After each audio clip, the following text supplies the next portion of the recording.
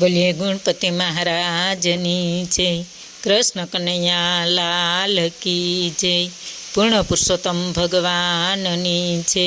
શ્રીમદ ભગવદ્ ગીતા 10મા અધ્યાયનો સારાંશ. હું જ્ઞાન અને શક્તિનું મૂળ કારણ છું. તેથી મહર્ષિઓ અને દેવતાઓ મારા પ્રભાવને જાણતા નથી. જે મને અજમમાં અનાદિ અને લોકોના મહેશ્વર રૂપે જાણે છે, તે મનુષ્યો મૂઢતા રહિત હોય સર્વ પાપોથી છૂટે છે. જે મનુષ્ય મને બધા લોકોનો સ્વામી જાણે છે, તે પાપ મુક્ત થાય છે. પ્રાણીઓના બધા ભાવ, જ્ઞાન, બુદ્ધિ, સુખ દુઃખ, સ્વચ્છતા, ભય અભય વગેરે મારાથી ઉત્પન્ન થાય છે. બધાની ઉત્પત્તિનું કારણ હું જ છું. અર્જુન શ્રી કૃષ્ણને પૂછે છે કે હે ભગવાન, આપ તો પરબ્રહ્મ પરમધામને પરમ પવિત્ર છો. આપનું સ્વરૂપ કોઈ જાણતું નથી. આપ આપને જાણી શકો છો. આથી ભગવાન કહે છે કે યાદવોમાં વાસુદેવ, પાંડવોમાં ધનંજય, મુનિઓમાં વેદવ્યાસ, કવિઓમાં શુક્રાચાર્ય હું જ છું. જગતની સર્વ વસ્તુઓ મારા તેજથી ઉત્પન્ન થયેલી છે. આખું જગત મારા એક અંશથી ધારી રહ્યો છું. બસ એટલું જ તું જાણ. બોલો કૃષ્ણ કનૈયા લાલ કી જય. શ્રીમદ ભગવદ્ ગીતા અધ્યાય 10મો, વિભૂતિ યોગ. ભગવાન શ્રી કૃષ્ણ અર્જુનને કહે છે, હે અર્જુન, હું તારા હિતને માટે કહું છું, તે સાંભળ. મારી લીલાને ભૃગુ જેવા મહર્ષિ કે દેવો પણ જાણતા નથી, કેમ કે હું તે બધાનું આદિ કારણ છું. મારી કૃપા વિના મને કોઈ જાણી શકતું નથી. તે બધાનું મૂળ હોવાથી અનાદિ અજમ્માને પરમાત્મા જાણે છે. તે મનુષ્યો મોહરહિત થઈ બધા પાપોથી મુક્ત થઈ જાય છે. હે અર્જુન, બુદ્ધિ, જ્ઞાન, ક્ષમા, સત્ય, વ્યાકુળતા, દમ, સમ, સુખ દુઃખ, ઉત્પત્તિ, નાશ, ભય અભય, અહિંસા, મમતા, તૃપ્તિ, તપ, દાન, યશ અપયશ સઘળું મારી પ્રેરણાથી થાય છે. જે મારા વિભૂતિ યોગને જાણે છે, તે ભૃગુ વગેરે સપ્તર્ષિ ગણ અને 14 મુનિઓ મારા સંકલ્પથી ઉત્પન્ન થયેલ છે. ને આ બધી પ્રજા પણ એમની જ છે. મારા વિભૂતિ યોગને તત્વથી જાણે છે, તે અવિચળ યોગ પ્રાપ્ત કરનાર બંને તેમાં શંકા નથી. હું આખા જગતની ઉત્પત્તિનું કારણ છું, ને આખું જગત મારી મારફતે જ પ્રવૃત્તિમાન થાય છે. એમ સમજી શ્રદ્ધા ભક્તિવાળા પંડિતો મને હંમેશા ભજે છે. તેઓ મારામાં મન લગાડનારા, પરસ્પર મારો બોધ કરનારા ને મારી કથા કરનાર હોય નિત્ય સંતુષ્ટ રહે છે અને મારામાં હંમેશા રમણ કરે છે. તેઓ મને પામે છે. તેમના અંધકારનો હું નાશ કરું છું. કયા ભાવોથી આપનું ચિંતન કરું? અર્જુન શ્રી કૃષ્ણને પૂછે છે, હે ભગવાન, આપ પરબ્રહ્મ પરમધામને પરમ પવિત્ર છો. આપને સૌ ઋષિજન સનાતન દિવ્ય પુરુષ અજમ્માને સર્વવ્યાપી કહે છે. તે રીતે દેવ ઋષિ નારદ, અસિત ને દેવલ ઋષિ મહર્ષિ વ્યાસ ને આપ પોતે પણ કહો છો. જે કાંઈ આપ મને કહો છો એ સર્વને સત્ય માનું છું. દેવો ને દાનવો પણ આપના લીલામય સ્વરૂપને જાણતા નથી. આપ જ તે કહી શકો તેમ છો. હે યોગેશ્વર, હું કયા પ્રકારને કયા ભાવોથી આપનું ચિંતન કરું? આપની યોગ શક્તિ અને આપની વિભૂતિ વિશે આપ મને વિસ્તારથી ફરીથી કહો. મારા વિસ્તારનો કોઈ અંત નથી. શ્રી કૃષ્ણએ જવાબ આપ્યો, હે અર્જુન, મારા વિસ્તારનો કોઈ પાર નથી ને અંત પણ નથી. એટલે મારી મુખ્ય વિભૂતિઓ અંગે કહીશ. હું બધા પ્રાણીઓના હૃદયમાં રહેલો છું ને સર્વભૂતોનો આદિને અંત હું જ છું. હું આદિત્યોમાં વિષ્ણુ, પ્રકાશોમાં રવિ, મરુતોમાં મરીચી, નક્ષત્રોમાં તારા ને ચંદ્રમાં હું જ છું. વેદોમાં સામવેદ, દેવોમાં ઇન્દ્ર, ઇન્દ્રિયોમાં મન, ભૂતોમાં ચેતના, રુદ્રોમાં શંકર, યક્ષોમાં કુબેર, વસુઓમાં અગ્નિ, ગિરિઓમાં મેરુ, પુરોહિતમાં બૃહસ્પતિ, સેનાપતિઓમાં કાર્તિક સ્વામી, જળાશયોમાં સાગર, મહર્ષિઓમાં ભૃગુ, વાણીઓમાં ઓમ, યજ્ઞોમાં જપયજ્ઞ પણ હું જ છું. બધા શ્રેષ્ઠ તત્વમાં મારું સ્થાન.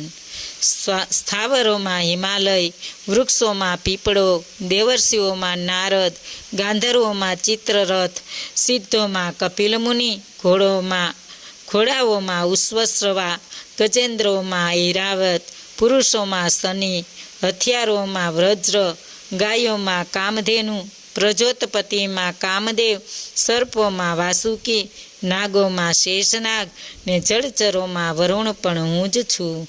પિતૃઓમાં અર્યમા, સંયમ કરનારાઓમાં યમ, દૈત્યોમાં પ્રહલાદ, ગણતરી કરનારામાં કાળ, પ્રાણીઓમાં સિંહ, પક્ષીઓમાં ગરુડ, શસ્ત્રધારીઓમાં શ્રી રામ, માછલાઓમાં મગર ને નદીઓમાં ગંગા હું જ છું.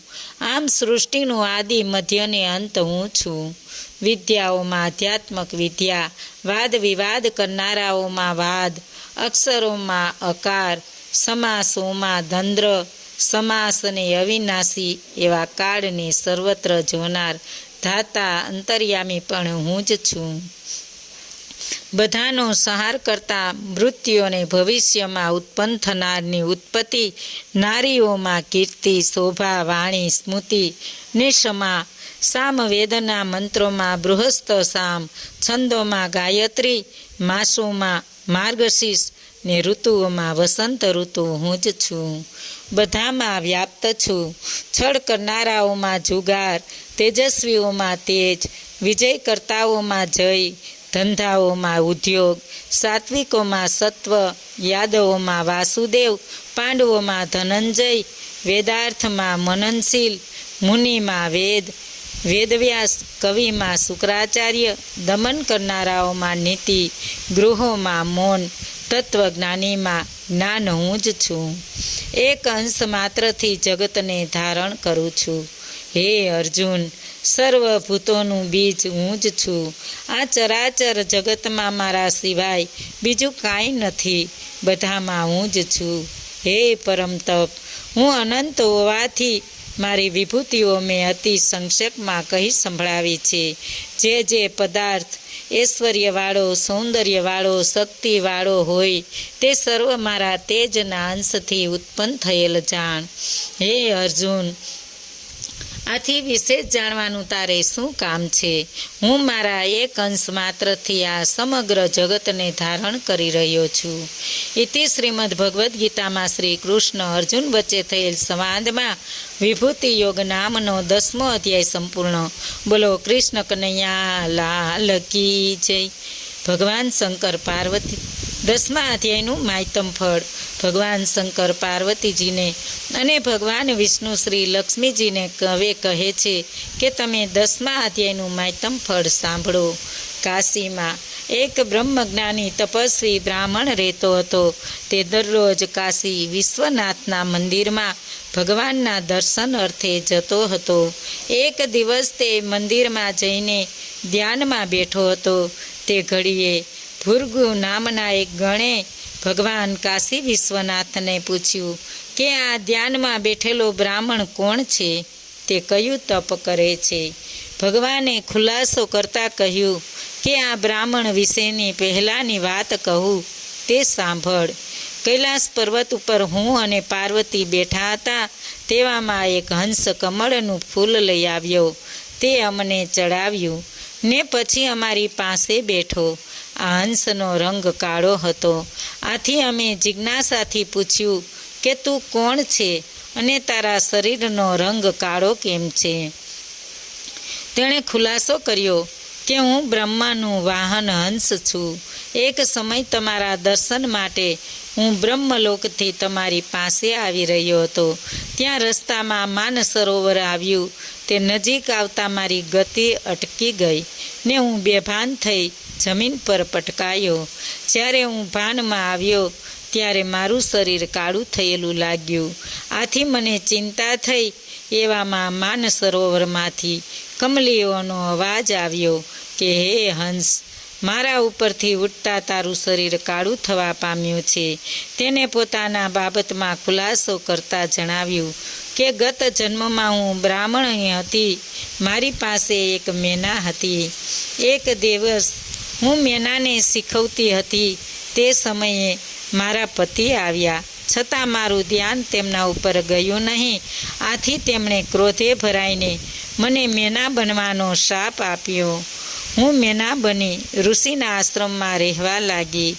આ ઋષિરાજ દરરોજ ગીતાજીના 10મા અધ્યાયનો પાઠ કરતા હતા. આ સાંભળવાથી હું અપસરા થઈ મારું નામ પદ્માવતી રાખવામાં આવ્યું. હું એક દિવસ સરોવરમાં સ્નાન કરતી હતી. તેવામાં દુર્વાસા મુનિ અહીં આવ્યા. તેમણે જોતાં જ હું ગભરાઈ ગઈ ને કમલીઓનું રૂપ લઈ કમળોની વચ્ચે સંતાઈ ગઈ. મને દુર્વાસાએ નગ્ન અવસ્થામાં સરોવરમાં નાતી જોઈને શ્રાપ આપ્યો કે તું 100 વર્ષ સુધી આ કમલીના રૂપમાં રહેજે. મારા 100 વર્ષ પૂરા થયા. ગીતાજીના 10મા અધ્યાયના લીધે હું બોલી શકું છું ને તને જણાવું છું કે તું પણ કોઈ બ્રાહ્મણના મોઢેથી ગીતાજીના 10મા અધ્યાયનો સાંભળી તારો ઉદ્ધાર કર. આમ તે હંસે બ્રાહ્મણ પાસે જઈ ગીતાજીનો 10મો અધ્યાય સાંભળ્યો. આથી તે પોતાની યોનિમાંથી છૂટી બ્રાહ્મણ થયો. આ તે જ તપસ્વી અને બ્રહ્મજ્ઞાની બ્રાહ્મણ છે. આ બ્રાહ્મણ મારું એક ચિત્ત ધ્યાન ધરી દર્શન કરી રહ્યો છે. બોલો કૃષ્ણ કનૈયા લાલ કી જય. ગીતાનો ઉદ્દેશ જીવનને સંસારના બંધનોમાંથી મુક્ત કરી પરમાત્માની પ્રાપ્તિ કરવાનો છે. તે માટે ત્રણેય ઘોરી માર્ગ બતાવ્યા છે: કર્મયોગ, ભક્તિયોગ ને જ્ઞાનયોગ. આ ત્રણમાંથી ગમે તે માર્ગ આદર, નિષ્ઠા અને દ્રઢતાથી ગ્રહણ કરનાર મોક્ષ પામે છે. ત્રણમાંથી કોઈ માર્ગ અવળા નથી. હા, લાંબો ટૂંકો, સરળ કે કઠિન લાગે, પરંતુ તે ત્રણેય મહાપંથો વિના અન્ય કોઈ સાચો માર્ગ નથી. બોલો કૃષ્ણ કનૈયા લાલ કી જય. પૂર્ણ પુરુષોત્તમ ભગવાનની જય. આજનું ભાવપુષ્પ શ્રી કૃષ્ણ અર્પણમ.